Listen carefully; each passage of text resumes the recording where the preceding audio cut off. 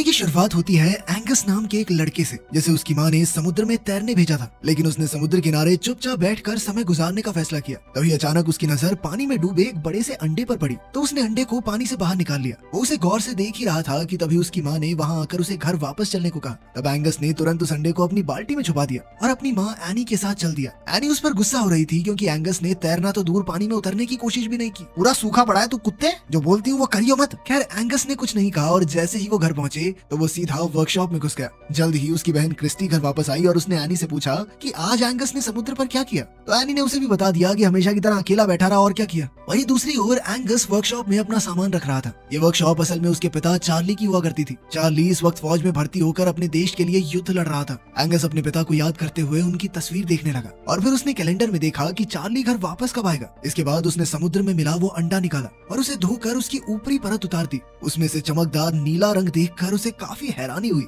इससे पहले कि वो अंडा टूटता, एनी ने उसे आवाज देकर बुला लिया, तो उसे अंडे को वहीं छोड़कर घर की ओर भागना पड़ा। उस रात अचानक जोरदार बारिश होने लगी तो एंगस डर गया कि शायद वो अंडा वर्कशॉप में सुरक्षित नहीं है। वो तुरंत बारिश में भागता हुआ वर्कशॉप में जा पहुंचा, लेकिन अंडा तो पहले ही टूट चुका था। उसने आसपास देखा कि अंडे में से क्या निकला, तो उसे एक अजीबोगरीब जानवर दिखाई दिया। उसने जानवर के करीब जाकर उसे छूने की कोशिश की तो जानवर उसे काटने को आया। तब एंगस को एहसास हुआ कि शायद इसे भूख लगी है। अब वो फटाफट उसके लिए कुछ खाने को लेने गया, जिसके बाद वो जानवर थोड़ा शांत हुआ। अब एंगस उसे प्यार से खाना खिला रहा था तो एनी ने एक बार फिर उसे आवाज देना शुरू कर दिया, जिसके बाद बेचारे एंगस को ना चाहते हुए भी वापस जाकर सोना पड़ा। फिर अगली सुबह एंगस की आंख खुली तो उसने देखा कि फौजियों की एक टोली उनके घर आ पहुंची थी। वो एनी और क्रिस्टी के साथ उनसे मिलने गया तो उनकी मुलाकात कैप्टन हैमिल्टन से हुई। हैमिल्टन ने कहा कि खबरों के मुताबिक दुश्मन फौजी समुद्र के रास्ते देश में घुसपैठ करने की कोशिश कर सकते हैं, इसलिए उसकी फौजियों की टीम उनके घर पर ही रुककर दुश्मन से मुकाबले की तैयारी करेगी। इसके बाद उसके फौजी घर में सामान लाकर अपने काम की जगह बनाने में जुट गए। तब एनी ने क्रिस्टी और एंगस को अपने कमरे में वापस जाने को कहा। खैर बाद में एंगस लाइब्रेरी गया ताकि वो इस अजीबोगरीब जानवर के बारे में कोई किताब ढूंढ सके।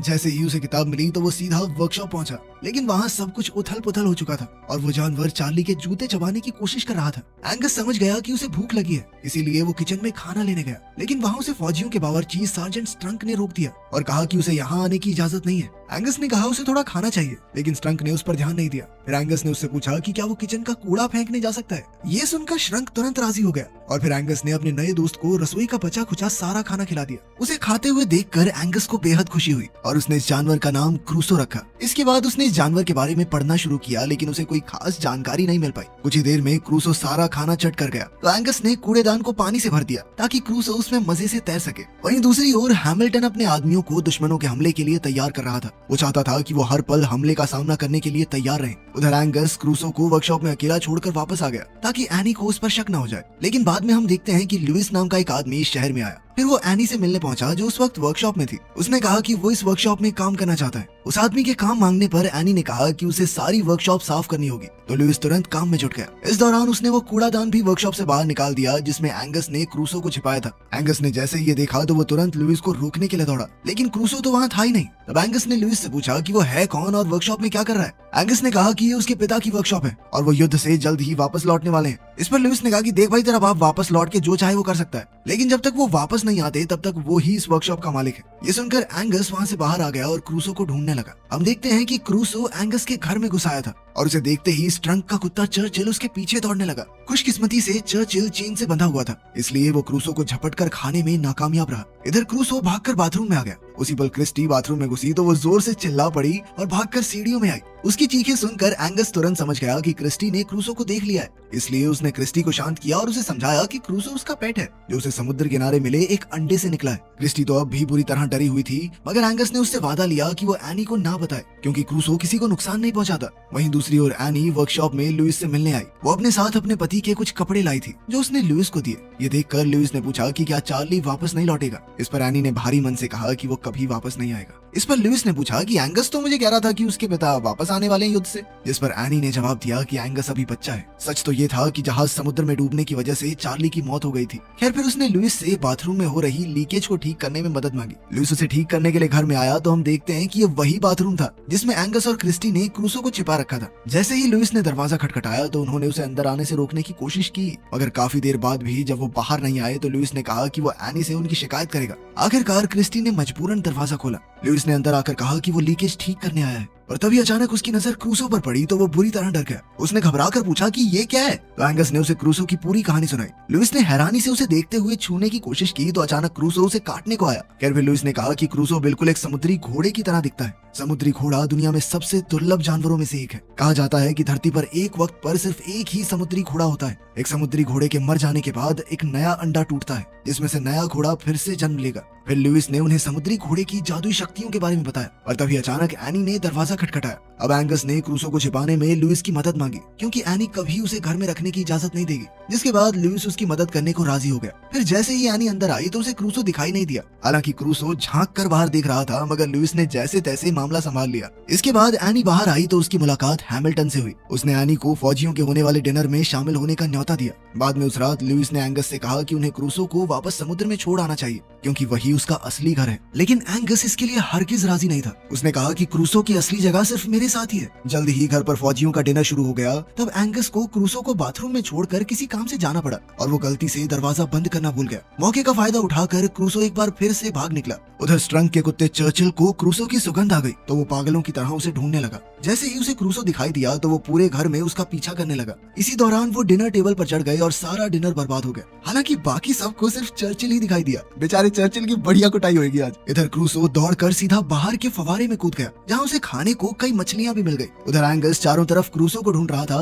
तभी लुइस ने उसे घर वापस जाने को कहा क्योंकि डाइनिंग टेबल पर जो हुआ उस वजह से एनी काफी परेशान थी। लुइस ने उसे भरोसा दिलाया कि वो क्रूसो को ढूंढकर सही सलामत घर वापस ले आएगा। तब एंगस वापस घर चला गया और काफी ढूंढने के बाद लुइस को फवारे के पास क्रूसो मिल गया, लेकिन अब वो पहले से काफी बड़ा हो चुका था। लुइस तुरंत एंगस को बुलाकर लाया और जब एंगस ने क्रूसो को देखा तो वो भी समझ गया कि अब क्रूसो को वापस समुद्र में छोड़कर आने का समय आ चुका है। फिर उन्होंने क्रूसो को ट्रक के पीछे डाला और समुद्र की ओर निकल पड़े। खैर जल्द ही वो समुद्र किनारे पहुंच गए और आखिरकार उन्होंने क्रूसो को पानी में छोड़ दिया। क्रूसो से जुदा होकर एंगस बेहद उदास था, मगर उसके पास दूसरा कोई चारा भी तो नहीं था, इसीलिए उसने क्रूसो को जाने देने का फैसला किया। फिर अगले दिन हम जिमी नाम के एक आदमी को देखते हैं जो अपने दोस्त ह्यू के साथ समुद्र में मछली पकड़ने गया था। अचानक ह्यू को लगा कि उनकी तार में कोई बड़ी मछली फंसी है, पर जैसे ही उन्होंने तार खींची तो उनकी कश्ती पानी में धंसने लगी। तभी अचानक भारी भरकम क्रूसो उनके सामने आ गया, जिसे देखते ही उन दोनों के होश उड़ गए। लेकिन ह्यू अब भी इस जानवर को पकड़ना चाहता था क्योंकि इसके बदले में वो लाखों रुपए कमाकर माला माल हो सकते थे। जिमी इससे सहमत नहीं था और इधर क्रूसो उन्हें घसीट कर किनारे से दूर ले जाने लगा। आखिरकार जिमी ने तार काट कर अपनी जान बचाई और तब उन्होंने एक बार फिर क्रूसो को देखा।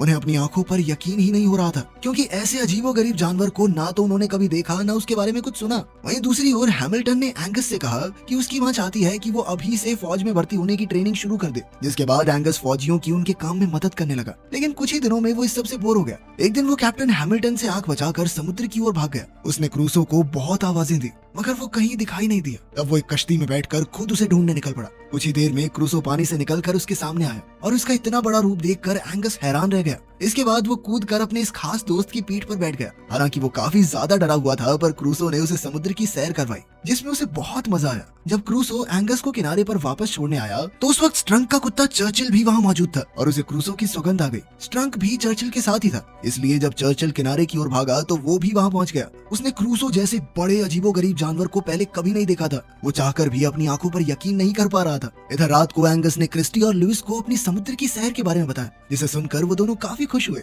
वहीं बाहर से एनी ने उन्हें हंसते हुए देखा और वो वापस जाने लगी। तभी लुइस ने उसे देख लिया और वो भी उसके पीछे गया। तब एनी ने लुइस का शुक्रिया अदा किया क्योंकि आज उसकी वजह से उसने अपने बच्चों को इतने समय बाद खुलकर हंसते हुए देखा। इस पर लुइस ने हंसकर उसकी बात को टाल दिया। वहीं दूसरी ओर हम देखते हैं कि जिमी ने जॉक नाम के एक रिपोर्टर को समुद्र में मिले उस अजीबोगरीब जानवर के बारे में बताया। इसके बारे में सुनकर जॉक ने सोचा कि इसके जरिए वो शहर में इन्वेस्टर्स को ला सकता है क्योंकि टूरिस्ट को ऐसे अनोखे जानवर देखने में दिलचस्पी होगी। मगर ह्यू ने कहा कि शहर जैसा है वैसा ही ठीक है। लेकिन जॉक का कहना था कि अगर समुद्र में कोई खतरनाक जानवर है तो आम लोगों को इसके बारे में पता होना चाहिए, उनको जानने का पूरा हक है। उधर अगले दिन हैमिल्टन एनी और उसके बच्चों को एक पहाड़ी की चोटी पर लेकर आया ताकि वो उन्हें अपनी फौज की तैयारी दिखा सके। वो उन्हें दुश्मनों के खिलाफ इस्तेमाल होने वाले हथियारों का नमूना दिखाना चाहता था। अब कैप्टन ने अपने आदमियों को पानी में छुपे दुश्मनों पर हमला करने का नमूना पेश करने को कहा। ये सुनकर एंगस को एहसास हुआ कि इससे इससे क्रूसो की जान को खतरा हो सकता है। इसलिए उसने एनी से मिन्नतें की ताकि वो फौजियों को रोक सके। एनी को समझ नहीं आ रहा था कि वो क्या कह रहा है और उसने एंगस को चुपचाप खड़े रहने को कहा। तब क्रिस्टी ने एनी से कहा कि एंगस सच कह रहा है, मगर एनी ने उसकी बात भी नहीं मानी।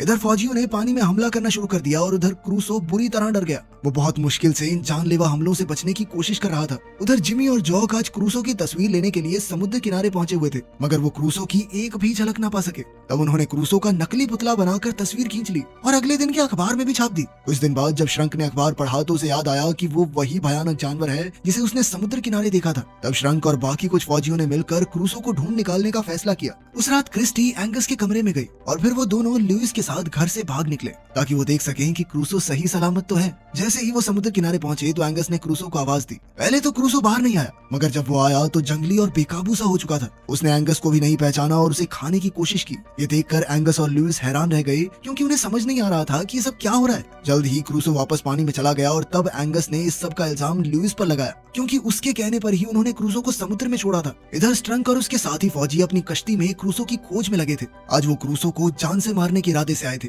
जैसे ही वो किनारे के करीब पहुंचे तो उन्हें चर्चिल के भौंकने की आवाज सुनाई दी। स्ट्रंक समझ गया कि जरूर चर्चिल ने कुछ देखा है, इसीलिए उसने कश्ती को आवाज की दिशा में ले जाने का आदेश दिया। पर तभी अचानक क्रूसो चर्चिल को जिंदा चबा गया और एक बार फिर चारों ओर शांति हो गई। फौजियों को समझ नहीं आया कि ये क्या हो रहा है और उन्होंने उस दिशा में गोलियां चला दी। पर तभी अचानक क्रूसो ने उनकी बोट को टक्कर मारकर उन सबको पानी में गिरा दिया। वहीं दूसरी ओर जब हैमिल्टन को समुद्र में हो रही गोलीबारी की खबर मिली तो उसे लगा कि दुश्मनों ने उन पर हमला कर दिया है। उसने तुरंत सभी फौजियों को दुश्मनों पर जवाबी हमला करने का हुक्म दिया। फिर उसने एनी को बच्चों के साथ घर में छुपने को कहा। तभी एनी ने क्रिस्टी को देखा और उससे पूछा कि एंगस कहाँ है। क्रिस्टी ने कहा कि वो घर में नहीं है। ये सुनकर एनी काफी घबरा गई और उसने कहा कि वो एंगस को युद्ध जैसे हालातों में यूं ही अकेला नहीं छोड़ सकती, इसीलिए वो भी जिद करके हैमिल्टन के साथ समुद्र की ओर निकल पड़ी। हैमिल्टन ने उसे समझाने की काफी कोशिश की, मगर एनी मानने को राजी ही नहीं थी, इसीलिए उसे एनी को अपने साथ ले जाना पड़ा। उधर समुद्र में क्रूसो एकदम बेकाबू हो चुका था और उसने स्ट्रंक को अपने मुंह में पकड़कर उठा लिया। तभी एंगस ऐन वक्त पर वहां पहुंचा और उसने क्रूसो को रोकने की कोशिश की, लेकिन क्रूसो ने उसकी एक ना सुनी। अब एंगस उसके करीब जाने के लिए पानी में उतर गया और अचानक उसका पैर फिसल गया और वो डूबने लगा। ये देखते ही क्रूसो ने स्ट्रंक को छोड़ दिया और एंगस की जान बचाने आ गया। वो तुरंत एंगस को किनारे तक ले आया, मगर अब एंगस बेहोश हो चुका था। लुइस और क्रूसो ने उसे होश में लाने की बहुत कोशिश की, मगर उसके शरीर में कोई हलचल नहीं थी। खैर उन्होंने हिम्मत नहीं हारी और आखिरकार एंगस को होश आ ही गया। अब वो क्रूसो को पहले जैसा देखकर बेहद खुश था। उधर कैप्टन हैमिल्टन को खबर मिली कि उन्हें दुश्मनों की कश्तियों का कोई सुराग नहीं मिला, पर फिर भी उसने फौजियों को पानी में हमला करते रहने को कहा। जल्द ही वो भी समुद्र किनारे पहुंच गया, पर उसी समय क्रूसो फिर से पानी में छुप गया। एनी दौड़कर अपने बेटे एंगस के पास गई और वो उसे सही सलामत देखकर बहुत खुश थी। एंगस ने उसे क्रूसो के बारे में सब कुछ समझाने की कोशिश की, पर अब एनी को गुस्सा आ गया और उसने एंगस को अपनी ख्याली दुनिया से बाहर आने को कहा। पर उसी समय क्रूसो पानी से बाहर आ गया और आखिरकार एनी को एहसास हुआ कि एंगस सब कुछ सच ही बता रहा था। हैमिल्टन भी इतने विशालकाय जानवर को देखकर हक्का बक्का रह गया, लेकिन तभी अचानक हैमिल्टन के हुक्म के मुताबिक फौजियों ने पानी में हमला शुरू कर दिया। तो एंगस क्रूसो की पीठ पर बैठ गया ताकि वो उसे रास्ता दिखाकर फौजियों से दूर ले जा सके। ये देखकर एनी बुरी तरह घबरा गई और उसने हैमिल्टन को इसी समय हमला रोकने को कहा। हैमिल्टन ने अपने फौजियों से बात करने की कोशिश की, मगर रेडियोज ने काम करना बंद कर दिया था। अब हैमिल्टन, लुइस और एनी तीनों एक कश्ती में बैठकर खुद एंगस के पीछे गए। उधर एंगस की मदद से क्रूसो फौजियों के हमले से बच रहा था, पर जैसे ही वो उनकी पहुंच से दूर जाने वाला था तो फौजियों ने पानी में बिछाया एक जाल खोल दिया जो उन्होंने दुश्मनों के लिए बिछाया हुआ था। बदकिस्मती से क्रूसो समय पर जाल को पार नहीं कर पाया। इधर हैमिल्टन की कश्ती क्रूसो के पास पहुंची और लुइस ने एंगस को कश्ती में कूदने को कहा। तब एंगस ने क्रूसो से जुदा होने से पहले कहा कि वो उसका सबसे खास दोस्त है और वो उसे हमेशा याद रखेगा। इसके बाद वो पानी में कूदकर वापस कश्ती में चढ़ गया। इधर क्रूसो पानी में घुसा और फिर एक जबरदस्त छलांग के साथ सीधा जाल को पार कर गया। ये देखकर एंगस और उसके बाकी साथी खुशी से झूम उठे, क्योंकि अब क्रूसो फौजियों के हमले से दूर होकर